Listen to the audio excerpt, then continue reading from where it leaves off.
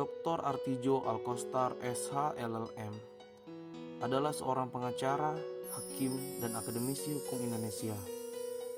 Ia pernah menjabat sebagai Hakim Agung dan Ketua Kamar Pidana Mahkamah Agung Republik Indonesia, di mana ia terkenal karena vonisnya yang cenderung memperberat hukuman terhadap terpidana kasus korupsi.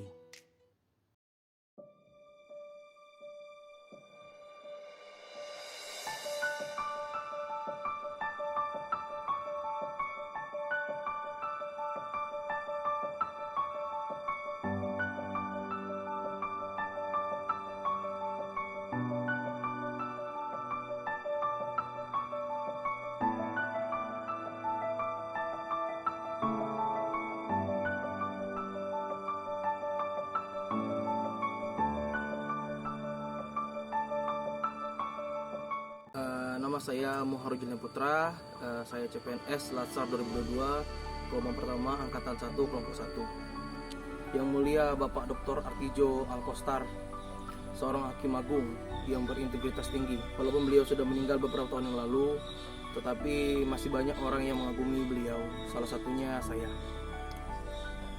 Saya mengagumi beliau karena sifatnya yang pekerja keras. Selama beliau menjabat Hakim Agung 18 tahun, beliau menolak mengambil cutinya. Yang kedua, sifat beliau yang sederhana. Pak Artijo menjabat sebagai Ketua Muda Mahkamah Agung atau setingkat menteri. Biasa saja beliau menaiki pesawat kelas bisnis, tetapi beliau tidak melakukannya.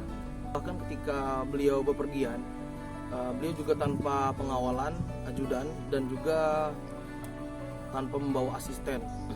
Yang ketiga, sifatnya yang jujur. Banyak orang yang melobinya untuk dijatuhi hukuman ringan, tetapi beliau tidak terpengaruh. Itu menurut pendapat saya. Beberapa sifat Pak Artijo yang saya teladani dan juga saya jadikan panutan sebagai contoh teladan. Menurut teman saya Teddy, pendapat beliau tentang Pak Artijo seperti apa? Bismillahirrahmanirrahim. Assalamualaikum warahmatullahi wabarakatuh. Perkenalkan, nama saya Teddy Wahidi Rahman. Baik, terkait untuk video tugas yang diberikan perihal tokoh inspiratif atau tokoh panutan, saya memilih Bapak Artijo Alkostar. Beliau sudah wafat di tahun 2021, namun menurut saya nama beliau masih harum hingga saat ini karena eksistensi beliau di dunia peradilan. Dan saya percaya juga banyak teman-teman seangkatan yang insya Allah nantinya jadi calon hakim juga menjadikan beliau sebagai seorang tokoh panutan.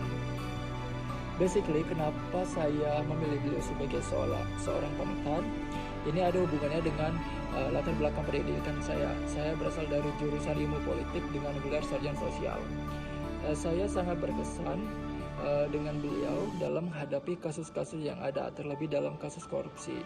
Saya mengharapkan bahwa ada sesosok, tidak hanya sesosok, namun banyak sosok-sosok hakim yang seperti beliau dalam menghadapi kasus yang ada itu sangat-sangat berintegritas, tidak ada pandang bulu, walaupun nama-nama terdakwa itu nama-nama yang cukup besar di Indonesia. Sehingga banyak masyarakat Indonesia meyakini bahwa Mahkamah Agung sebagai lembaga peradilan yang betul-betul mengadili masyarakat. Baik, sekian dari saya. Terima kasih. Wassalamualaikum warahmatullahi wabarakatuh.